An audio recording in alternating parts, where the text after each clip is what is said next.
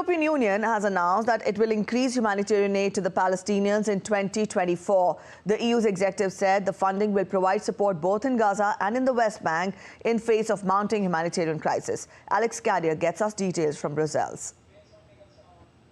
The European Commission will provide €125 million in humanitarian aid to the Palestinians in 2024.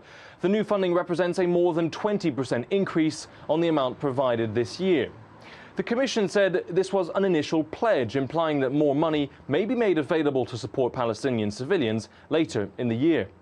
Since Hamas's October 7th attack in Israel and following Israel's military response, the European Union has quadrupled aid to Gaza and the West Bank, from €25 million planned for last year to a total of €103 million.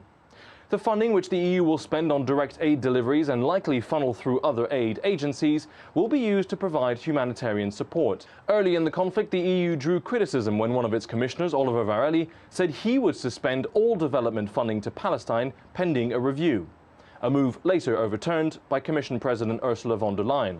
The European Union remains the largest provider of humanitarian aid to Gaza and the West Bank, but where consensus is more difficult to find is on the bloc's position regarding political solutions to this conflict. On Monday, the EU's foreign ministers will gather here in Brussels to discuss possible plans to sanction Hamas's financial sources and consider whether or not to sanction extremist Israeli settlers in the West Bank. For now, the EU has not called for a ceasefire in this conflict. Despite the political differences, the EU is clear that it will continue to provide aid to Palestinian civilians for the long term.